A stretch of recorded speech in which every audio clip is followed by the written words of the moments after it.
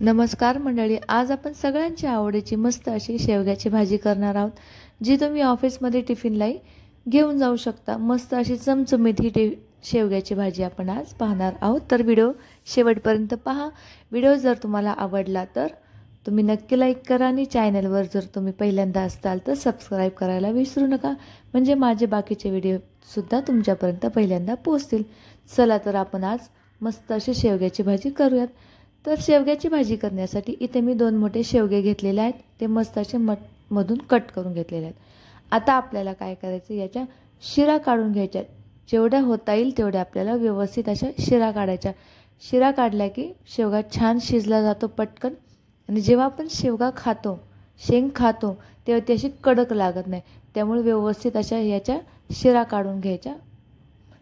शेंगाच्या पहिल्या टोकापासून शेवटच्या टोकापर्यंत व्यवस्थित याच्या शिरा काढून घ्यायच्या। अशा पद्धतीने मी सगळ्या शेंगांच्या शिरा काढून घेते, आणि ह्या शेंगा मी अशा 1-1 इंचामध्ये अशा कट करून घेते। बघू शकता अशा पद्धतीने सर्व शेंगा आपण कट करून घेऊया। तुम्हाला थोड्याशा लांबट हव्या असतील तर अजून थोड्या तुम्ही मोठ्या कट करू शकता।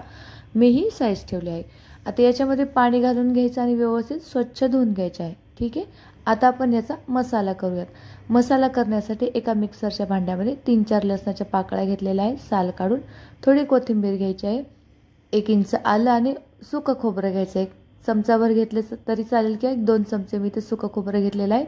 1 चमचा शेंगदाण्याचं कूट घेतलेला आहे, आणि त्यानंतर इथे मी भाजलेला तिळाचा कूट घेतलेला आहे। तीळ हे आपल्या आरोग्यासाठी चांगले असतात, पण बऱ्याचदा ते खाण्यात कमी येतात, म्हणून मी तिळाचं कूट करून असं भाज्यांमध्ये वापरत असते।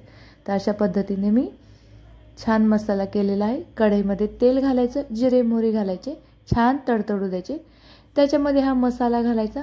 मसाला व्यवस्थित छान असा परतवून घ्यायचा। गॅस मिडियमच ठेवायचा आणि छान असा खमंग होईपर्यंत मसाला परतायचा। यामध्ये मी घातलेला आहे 1/2 चमचा हळद, लाल तिखट, आणि आपल्या घरातला जो मसाला असतो साठवणीतला तो घालायचा। चिमूटभर हिंग घालायची। तुमच्या घरात जे मसाले उपलब्ध असतील ते तुम्ही घालू शकता। मस्त झटपट ही छान ऑफिसच्या टिफिनसाठी छान शेवग्याची भाजी तयार होते। छान आता मसाला परतवून घ्यायचा। जर तुम्हाला वाटलं की थोडंसं पाणी घालावं मसाल्यामध्ये, की तळाला लागतोय मसाला, तर तुम्ही किंचितसं पाणी घालू शकता। इथे मी पाणी अजिबात घातलेलं नाही आहे। तर आता काय करूया, थोडा मसाला परतला की याच्यामध्ये मी शेवग्याच्या शेंगा घालते। शेंगाही छान मसाल्यामध्ये परतवून घ्यायच्या आहे। इथे मी आत्ता सुरुवातीला पाणी अजिबात वापरलेलं नाही। तुम्हाला जर दुसरं काही काम असेल तर तुम्ही थोडंसं पाणी घालू शकता, नाही तर मसाला करपवू शकतो। 3-4 कढीपत्त्याची पानं घातलेली आहेत। तेलात नाही घातलेली, कारण ते पटकन असे करपून जाते, त्यामुळे इथे मी मसाल्यातच घालून घेते। छान परतवून घ्यायचा आहे आपल्याला हा मसाला, होता येईल तेवढा परतवून घ्यायचा। आणि आत्ता याच्यामध्ये घालायचं आहे पाणी। तुम्हाला जर सरभरीत किंवा रस्सा भाजी हवी असेल तर थोडा पाण्याचा जास्त वापर करा, कारण आपण या शेंगा सुरुवातीला शिजवून घेतल्या नाही, आपण या पाण्यातच शिजवणार आहोत, ठीक आहे। त्यामुळे मी थोडंसं पाणी जास्त घातलेलं आहे। चवीनुसार मीठ घालायचं, उकळी येऊ द्यायची, चिमूटभर साखर घालायची। छान अशी उकळी आली की बघू शकता अशा पद्धतीने शेंग शिजली का ते बघायचं। नसेल शिजली तर परत गॅसवर 5-1 मिनिटं ठेवायची। तुम्हाला कितपत त्याची कन्सिस्टन्सी हवी त्याप्रमाणे तुम्ही ती भाजी ठेवू शकता। टिफिनला नेणार असाल तर अशा पद्धतीची कन्सिस्टन्सी ठेवा, म्हणजे सरभरीत अशी छान डब्यामध्ये व्यवस्थित बसून जाईल।